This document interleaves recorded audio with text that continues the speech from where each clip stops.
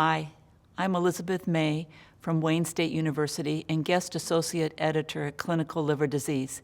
I'm here to discuss a very interesting paper with Dr. Jia Hong Cao from the National Taiwan University Hospital. Welcome, Dr. Cao. The title of the article is Withdrawal of Nucleoside Nucleotides in Hepatitis B E antigen negative patients, an Asian perspective. Let's begin with what factors, pro and con, play a role in a decision to choose either finite or continual therapy in chronic hepatitis B infection. Yes.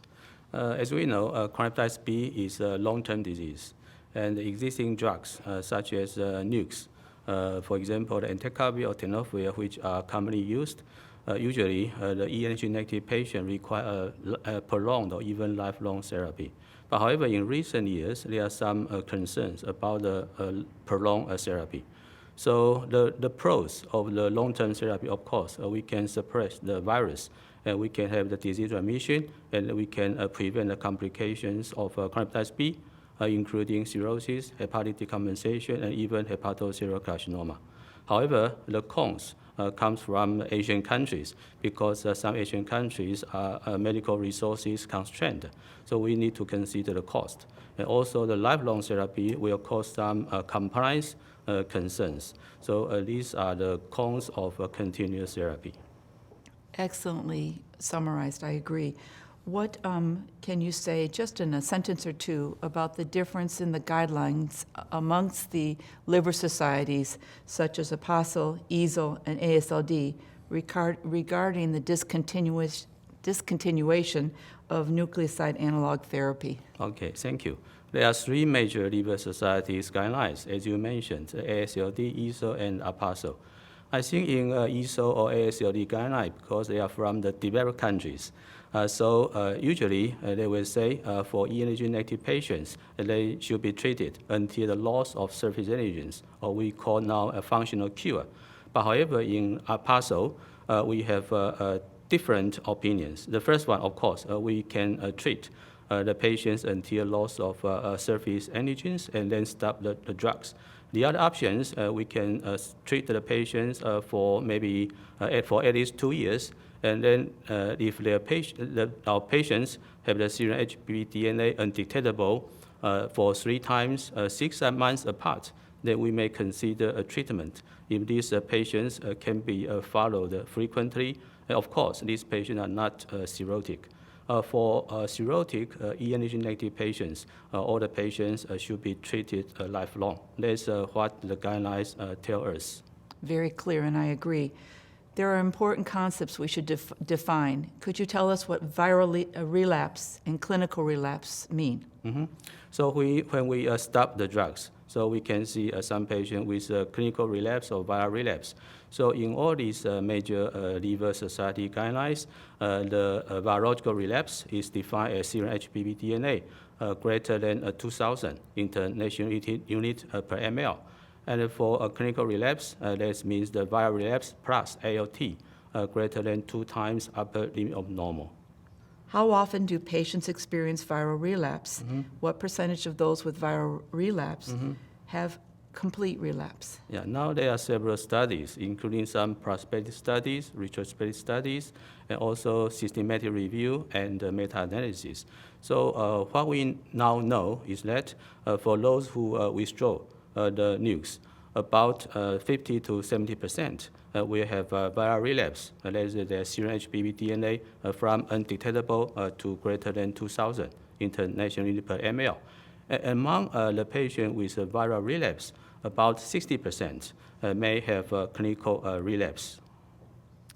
What 1 or 2 factors predict benefit of therapy withdrawal? There are also some studies, including my own studies, that we may have 3 factors, or we call the HBV viral biomarkers, that can predict the clinical relapse, or on the contrary, the sustained response. So I think the most commonly used is now the quantitative surface antigens, which now also approved in the United States. It is already used in European country and Asia for a long time. And usually we take the cutoff of 100 international unit per ml. If less than 100, we can predict there will be a less clinical relapse, usually less than 10%. And the other two, there's not the markers under investigations, such as hepatitis B core-related antigens. It is commonly used in Japan and also in some other countries. And the last one is the HBV RNA. Some studies showing that if at the end of therapy, if these patients are still positive for HBV RNA or have a high core-related antigen level, they have a higher risk of clinical relapse. However, the last two assays has not been approved by the EMA or by the FDA. So currently, we are using the quantitative surface antigens less than 100. Then we are more confident to stop the nukes in our e-antigen negative patients, non-cirrhotic. Very well put. Can you compare briefly the finite and stop studies for us? Okay, as I just mentioned, there are some randomized control studies. So there are two until now. The one is the finite study, is from Germany. And the other one is the STOP study, is from Canada, the Toronto STOP study. So this study have different characteristics. For example, the finite study from Germany, so is most are Caucasian patients. So they are all e-antigen negative. And in their study design is a one-to-one randomized control study, one continuous therapy, the one group, one arm stop the treatment. So you can see for those who stop the therapy, they follow up for 144 weeks, nearly 20% of those who stop the treatment, they can have the benefit of loss of surface antigen or functional cure. But on the contrary, for the stop therapy from Canada, they have a 2-to-1 randomized study. 40 patients stop the treatment and 20 patients continue the drugs. And most of the patients are Asian origins. So they may have different genotypes compared to the Caucasian or Western patients. And the result is that only 2% of those who discontinue the drugs can enjoy the loss of surface antigens. So the results are very different. But we can imagine, of course, because they have different populations. The one is Western people, the other one is Asian people. And the Asian people usually get the HPV infections in early life.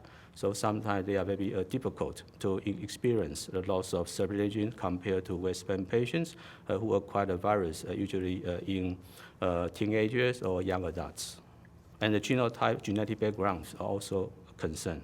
We await more data, I agree. Sure. What have we learned from the retrospective Taiwan study? Yeah, actually we have several retrospective studies from Taiwan. There's because our national health insurance, we have a reimbursement policy. For e-antigen negative patients without liver cirrhosis, they can only receive 3 years of treatment. So the majority of them need to stop if they fulfill the stopping criteria, like F.A.A.S.L.D I just mentioned. So we collect, and other investigator collected many patients. So the study is if we stop the drugs, and this patient can still have a loss of surface antigens, maybe 10% over a 3-year follow-up, especially for those who can sustain remission or who experience the clinical relapse, but without a retreatment. For these two special populations, they can have a higher rate of surface antigen loss. How frequently should patients be followed after the treatment is stopped? Our earlier study showing that the tenofovir or entecavir, they have different clinical relapse patterns. For tenofovir, the patient usually relapse within 3 months after stopping the drugs. So for tenofovir treated patient, when they stop the treatment, usually we follow up monthly until 6 months to see whether there will be early relapse occur. And for entecavir treated patients, our previous data show the most frequent relapse period is from 6 to 8 months. So maybe this patient within the first 6 months, they can follow maybe every 2 months. And then when they're 6 months, we need to pay much attention on these patients. Very important information. Thank Yes. you. What is the main point you wish to share with our readers about your article? Can you summarize? Of course. I think for non-cirrhotic, e-antigen negative chronic type B patients, the old concept is they should receive long-term or even lifelong therapy. But nowadays, we have more data.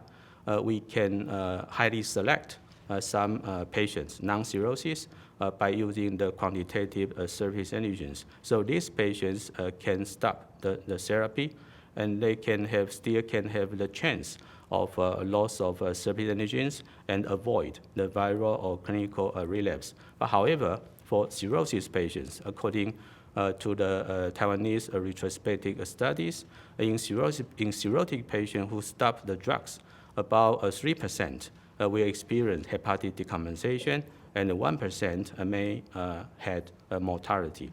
So therefore, for cirrhosis patients, we do not strongly recommend to stop the therapy. But however, if the patient insisted to stop the treatment, we need to have a close follow-up. Of course, even for e-antigen negative non-cirrhotic patients, when they stop the treatment, even they have a surface antigen less than 100, they still have a 10% of a viral or clinical relapse. Therefore, the close monitoring is also the key. Thank you. Thank you very much.